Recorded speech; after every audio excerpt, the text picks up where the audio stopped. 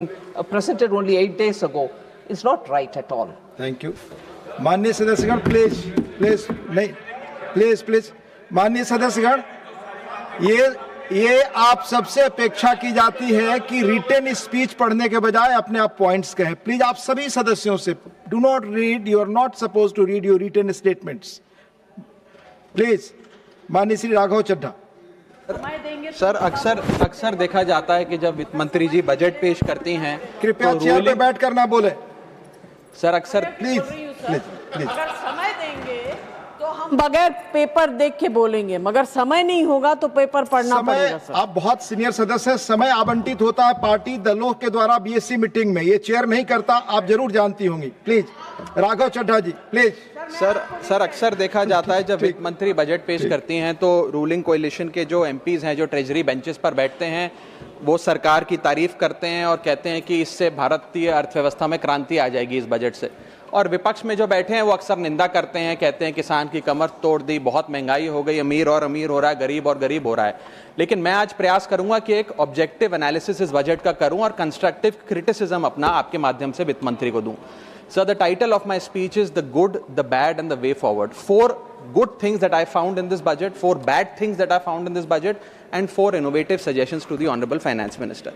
So the first good thing that I found in the budget is that there was an increase in the STT for derivative trading. Usually सरकार की निंदा हुई इस विषय को लेकर, मार्केट्स भी गिरी, लेकिन मेरा यह मानना है कि इस कदम से स्पेक्युलेटिव ट्रेडिंग यानी कि सट्टा ट्रेडिंग समाप्त होगी या कम होगी और रिटेल इन्वेस्टर, जो 90% रिटेल इन्वेस्टर एफएनओ सेक्टर में नुकसान भुगतता है, फ्यूचर्स एंड ऑप्शंस के चलते जुआ खेलता है, उसमें आपको रिटेल इन्वेस्टर की प्रोटेक्शन का एक माध्यम बन सकता है। लेकिन मैं इसी के साथ साथ वित्त मंत्री जी को याद दिलाना चाहूंगा कि एसटीटी का जेनेसिस क्या है, एसटीटी का जन्म कब हुआ। एसटीटी हमारे senior colleague mister P Chidambaram जब फाइनेंस मिनिस्टर थे तो उन्होंने इंट्रोड्यूस किया, and it was introduce to replace long term capital gain tax on equities. जब long term capital gain on equity zero था तब एसटीटी को लाया गया कि वे एक सिंपल अपफ्रंट लेवी होगी ट्रेड्स पर regardless of profit and loss. लेकिन अब सरकार ने long term capital gain tax भी लगा दिया, एसटीटी भी लगा दिया और रिटेल इन्वेस्टर को और तमाम इन्वेस्टर्स को एक प्रकार से डिसइंसेंटिवाइज किया। मैं एक सुझाव लाया हूं सरकार के लिए जिससे long term house hold earnings बढ़ेंगी, वेल्थ क्रिएशन होगा और वेल्थ पार्किंग रियल एस्टेट और गोल्ड के सेक्टर से निकलकर इक्विटीज में आएगी और स्पेक्युलेटिव ट्रेडिंग और कम होगी और long term investment behaviour investors का बढ़ेगा। वो की है कि long term capital gain tax on equities should be made nil in this country for individual investors. दुनिया की कई ऐसे देश हैं जिसके अंदर long term capital gain tax equities पे खास तौर पे शून्य है, जैसे कि Switzerland, Singapore, UAE, New Zealand, Hong Kong, Qatar, Malaysia. मैं चाहूंगा कि जब एसटीटी बढ़ाया जा रहा है तो इसी बजट में ही long term capital gain tax को जीरो किया जाए। सर, मेरा दूसरा जो मैं सरकार के बजट को एक्नॉलेज करना चाहूंगा वो ये है कि कैपेक्स के जो एक्सपेंडिचर एलोकेशन होता है उसमें एक बढ़ोतरी देखी गई। जहां वित्तीय वर्ष 18-19 में मात्र 3 लाख करोड़ कैपेक्स था, वो इस वित्तीय वर्ष में 12 लाख करोड़ तक पहुंचा है, which is 4.4% of the GDP, which is a good step. It will have a multiplier effect and it will prioritise asset creation. लेकिन इसके साथ साथ सरकार को 5 साल में क्या कैपेक्स वो कौन कौन से क्षेत्रों में खर्चा करने जा रही है उसका एक ब्यौरा देना चाहिए ताकि प्राइवेट सेक्टर भी इस कैपेक्स के खर्चे को मैच कर सके। Sir, third thing which we found in the speech of the finance minister is that there was a relative restraint in making budgetary announcements for election bound states. अक्सर वित्त मंत्री का भाषण सुन के आप बता सकते हैं कि कौन से राज्यों में चुनाव होने जा रहा है। इस स्पीच में उन्होंने थोड़ा सा रिस्ट्रेंट एक्सरसाइज किया जिसे मैं एक्नॉलेज करता हूं। और आखिरी अच्छी चीज जो इस बजट में नजर आई वो ये था कि एनआरआई की इन्वेस्टमेंट लिमिट में एनहांसमेंट हुई। लेकिन मैं बता दूं कि जब एफआईआईज ने, फॉरेन इन्वेस्टर्स ने, फॉरेन पोर्टफोलियो इन्वेस्टर्स ने इस देश के बाजार से पैसा निकाल लिया और पिछले एक वित्तीय वर्ष में 23 बिलियन निकाला, तब जाकर सरकार जागी और सरकार ने एनआरआईज के लिए इक्विटी मार्केट का दरवाजा खोलकर उनकी इन्वेस्टमेंट लिमिट को 5% से बढ़ा दिया। इसमें कोई दो राय नहीं है कि इससे इन्वेस्टर्स 32 मिलियन एनआरआई इन्वेस्टर्स को अब भारतीय बाजार में पैसा डालने का मौका मिलेगा। लेकिन इसी के साथ साथ सरकार को इस पर भी गौर फरमाना चाहिए कि क्यों फॉरेन इन्वेस्टर्स भारत से पैसा निकाल कर बाजार को छोड़कर जा रहे हैं। Sir, now I come to the bad part of the budget. First thing is the debt to GDP crisis. सरकार ने और डेट लेने के लिए, कर्जा लेने के लिए इस बजट में फॉर्मूला ही बदल दिया।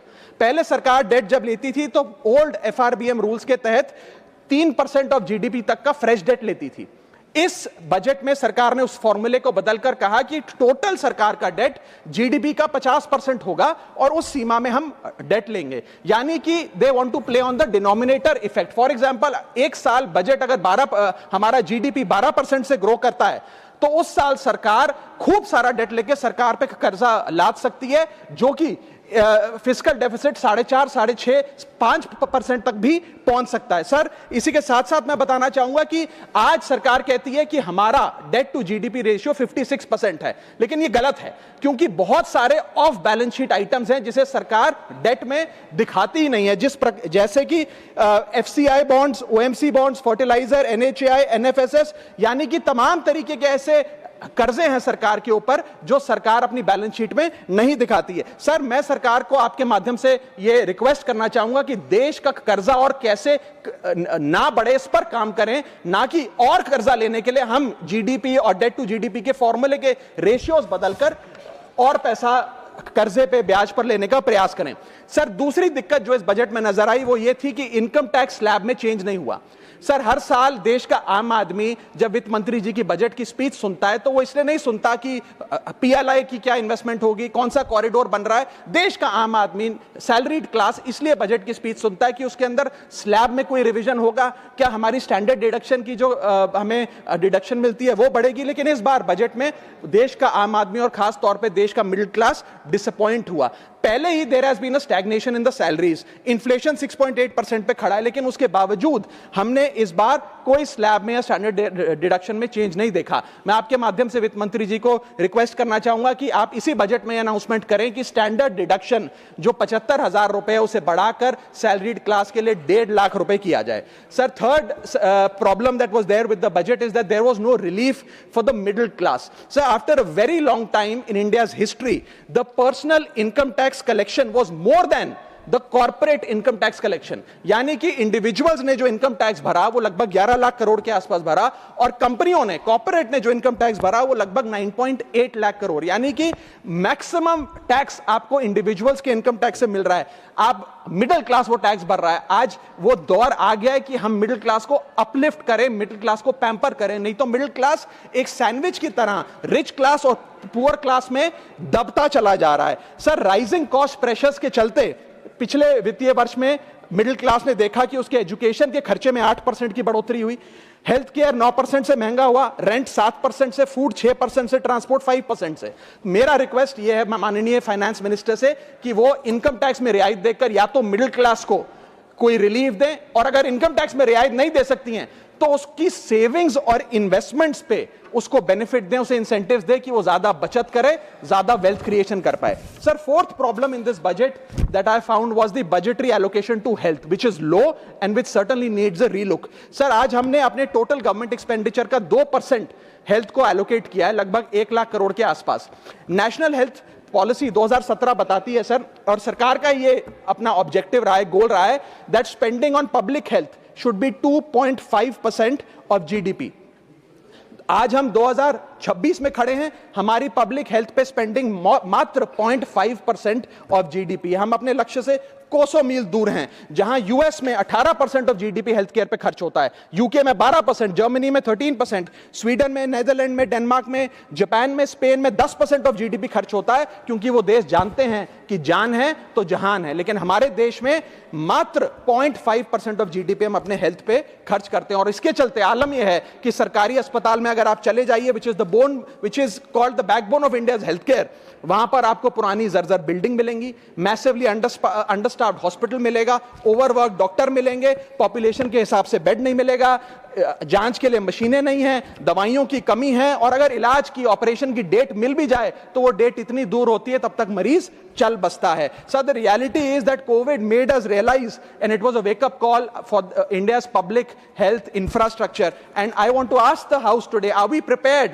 God forbid, if there were to be another pandemic और another big sort of raging pandemic in this country, and the answer to that is no. और प्राइवेट अस्पतालों की सर हालात ये हैं कि अगर आज आपको प्राइवेट अस्पताल में इलाज करना पड़े तो आपको लोन लेना पड़ता है, अपने घर के गहने, अपना रियल एस्टेट एसेट बेचकर पता नहीं कितने हजारों लाखों लोग हर साल भारत में गरीबी रेखा के नीचे चले जाते हैं क्योंकि उन्हें एक हेल्थ इमरजेंसी के चलते प्राइवेट अस्पताल में इलाज कराना पड़ता है। सर, जैसे वन नेशन वन इलेक्शन इस देश में लागू किया जा रहा है, वन नेशन वन टैक्स की ओर हम बढ़ रहे हैं, वैसे ही one nation one medical treatment की ओर बढ़ना चाहिए। सबको नंबर 1 मेडिकल ट्रीटमेंट देश में मिले, ऐसी व्यवस्था बननी चाहिए। सर, मेरे 4 सुझाव जो आपके माध्यम से मैं वित्त मंत्री को देना चाहूंगा। पहला सुझाव है, put all land and property records of India on blockchain. एक blockchain based land registry ledger बनाइए। पहले 10 मेजर राज्यों शहरों से शुरू करिए, महानगरों से और टियर 2 सिटीज से, जिस लेजर में, जिस ब्लॉकचेन लेजर में हर रिकॉर्ड, हर सेल, हर म्यूटेशन, हर इनहेरिटेंस को एक डिजिटल रिकॉर्ड बुक में डाला जाएगा जो एक ब्लॉकचेन लेजर होगा, जो टाइम स्टैम्प्ड होगा, टेम्पर प्रूफ होगा, 100% ट्रांसपेरेंट होगा और रियल टाइम प्रॉपर्टी ट्रैकिंग आप उससे कर सकेंगे, जिसके चलते इंस्टेंट टाइटल वेरिफिकेशन होगा। आज सर हमारा जो रियल एस्टेट का लैंड एंड प्रॉपर्टी रिकॉर्ड का जो बाजार है उसमें अटर कियोस है। कियोस इसलिए है कि लोगों को रजिस्ट्रार के दफ्तर के बाद धक्के लग रहे हैं, दलालों ने उन अफसरों पे पूरी तरीके से कब्जा किया हुआ है, प्रॉपर्टी टैक्स में चोरी होती है, सर्कल रेट को एक्सप्लॉइट करके कैश में प्रॉपर्टियां खरीदी जाती हैं, फर्जी कागज, कब्जे, टाइटल डिस्प्यूट, न जाने क्या क्या चल रहा है, जिसके चलते आज 66% of India civil disputes are land disputes, 45% of properties lack clear title in India. India ranks 133 out of 190 in property registration efficiency. 48% of our properties are under dispute and the average time taken by civil courts to resolve these disputes is 7 years. And 6.2 crore property documents are pending digitization. वो तहसीलदार के दफ्तर में पड़े या registrar के दफ्तर में, उनका डिजिटाइजेशन अभी तक नहीं हुआ। इन सारी बीमारियों का एक ही दवा है, that is national blockchain registry, जिसके चलते प्रॉपर्टी डिस्प्यूट समाप्त होंगे, मिडिल क्लास की वेल्थ अनलॉक होगी क्योंकि वे और ब्याज पे पैसा ले पाएंगे, प्रॉपर्टी टैक्स की कंप्लायंस बढ़ेगी और रीट्स जैसे इन्वेस्टमेंट व्हीकल्स को ब्लॉकचेन वेरीफाइड टाइटल मिलेंगे, उसमें भी बढ़ोतरी देखी जाएगी। इसी के साथ साथ सर दुनिया के कई देशों ने इसे लागू कर दिया है। स्वीडन में यह लागू है जहां पर एक दिन में आप प्रॉपर्टी का ट्रांजैक्शन कंप्लीट कर सकते हैं, वहां डिस्प्यूट रेट 2% है। जॉर्जिया में है जहां 3 दिन में प्रॉपर्टी का ट्रांजैक्शन खत्म हो जाता है, डिस्प्यूट रेट 1% है। और यूएई में है जहां 10 मिनट में आप अपनी प्रॉपर्टी खरीद बेच सकते हैं, वहां डिस्प्यूट रेट 1% से भी नीचे। और वहां हिंदुस्तान में प्रॉपर्टी बेचनी हो तो 2 से 6 महीने लगते हैं और 48% डिस्प्यूट रेट है। सर, मेरा दूसरा सुझाव है inflation linked salary revision act. Bharat में वेजेस को इंडेक्स करिए महंगाई से। वित्तीय वर्ष 18 से लेकर वित्तीय वर्ष 26 में हमने देखा कि real wages for the salaried class में 16% की गिरावट आई। यह गिरावट का मतलब इन सालों में जितनी महंगाई थी, जिस स्तर पे महंगाई बढ़ी उस स्तर पे वेजेस नहीं बढ़ी, जिसके चलते 16% की गिरावट रियल वेजेस में देखी गई। इसीलिए mandatory wage indexation formula is the need of the hour and the government must look at it. इसके चलते तमाम फॉर्मल सेक्टर्स में, corporate, shops, factories, gig workers, सबको इन्फ्लेशन इंडेक्स वेज हाइक मिलेगा। और सरकार के मुलाजिम को तो मिलता ही है, हर साल डियरनेस अलाउंस मिलता है, उसके बाद आप हर कुछ सालों में पे कमीशन लागू होता है। इससे आप 20 करोड़ आबादी, which is 45% of India's total workforce, आप उसे एड्रेस कर पाएंगे। सर, इसी के साथ साथ मैं बताना चाहता हूं कि दुनिया के कई देशों में यह पहले से ही लागू है। यूएस के अंदर COLA, cost of living adjustment system लागू है, जिसके अंदर एनुअल और ऑटोमेटिक रिवीजन होता है। जर्मनी के अंदर हर 18 से 24 महीने के अंदर महंगाई के अनुसार सैलरी बढ़ा दी जाती है। जापान के अंदर शिंटो मेथड यूज होता है जिसमें annual inflation index wage hike दी जाती है। और बेल्जियम में ऑटोमेटिक इंडेक्सेशन लॉ है जिसमें क्वार्टरली बेसिस पर एम्प्लॉइज की सैलरी बढ़ाई जाती है। Sir, India is one of the only countries in major economies where 85% of our formal workforce has zero statutory inflation protection. We are at the mercy of the employer discretion and our own negotiation power to raise our salaries. इसके साथ साथ मुझे लगता है कि एक minimum increase based on inflation होना चाहिए। मेरा थर्ड सुझाव माननीय वित्त मंत्री जी को रहेगा कि स्टेट कैपिटल एक्सपेंडिचर की matching grant, matching funding centre दे। यानी कि हर 1 रुपया जो राज्य की सरकार कैपेक्स पे, कैपिटल एक्सपेंडिचर पे, एसेट क्रिएशन पे खर्च करती है, उसकी मैचिंग ग्रांट 1 रुपया केंद्र द्वारा राज्यों को दिया जाना चाहिए, not as loan but as a grant. आज स्टेट कैपेक्स में 2 बॉटलनेक्स है। पहला बॉटलनेक है बोरोइंग कैप, यानी कि कोई भी राज्य अपने स्टेट जीडीपी से 3% से ज्यादा ब्याज पर पैसा नहीं ले सकता, वो कैपेक्स पे नहीं खर्च करता, वो तमाम तरीके के ऑपरेशनल खर्चे करता है। और सेकंड प्रॉब्लम है कि अगर केंद्र सरकार पैसा देती भी है राज्यों को कैपेक्स के लिए, वो लोन की सूरत में देती है, और कंडीशनल लोन की किस एसेट पे कितना खर्च होगा, एक कंडीशनल लोन दिया जाता है। मेरा सुझाव है that replace this loan with conditions given by the centre to grant with trust, grant based on trust by the centre. Sir, centre को आने वाले 5 वर्षों के लिए 1.5 लाख करोड़ आवंटित करना चाहिए, not as loan but as these capex grants, ताकि राज्यों में सड़कें बने, इरिगेशन नेटवर्क बने, लोकल पावर इंफ्रास्ट्रक्चर बने, ड्रिंकिंग वाटर सैनिटेशन हो, और अर्बन इंफ्रास्ट्रक्चर में एसेट क्रिएशन, एसेट फॉर्मेशन किया जाए। As not as loan, not on interest, not with principal and with no conditionality. अगर ऐसा होता है तो सबसे पहले तो स्टेट की बैलेंस शीट में this grant will not sit as debt, state की बैलेंस शीट सुंदर होगी, बेहतर होगी। दूसरा, खुलकर राज्य कैपेक्स पर खर्च कर पाएंगे। Third, it will be a high growth and a high job creator, एक ग्रोथ मल्टीप्लायर और जॉब क्रिएटर के तौर पे इसका इस्तेमाल होगा, क्योंकि हर 1 रुपया जो आप कैपेक्स पे खर्च करते हैं उससे भारत का जीडीपी 2 से 3 रुपए बढ़ता है in a span of 3 to 5 years। Cooperative federalism मजबूत होगा, और साथ ही साथ states will become builders and not borrowers in the eyes of the centre.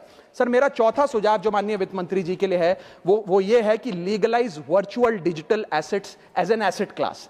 India में अभी सर वैसे ही डी फैक्टो लीगलाइज टैक्सेशन है वर्चुअल डिजिटल एसेट्स, यानी कि crypto currency, stable coin etcetera, क्योंकि अगर उनकी खरीद बेच पर कोई मुनाफा होता है तो 30% फ्लैट इनकम टैक्स लगता है, और 1% ट्रांजैक्शन टैक्स जो अपनी वस्तु बेच रहा है उसे सरकार को जमा कराना पड़ता है। But they are somehow not recognised as an asset class.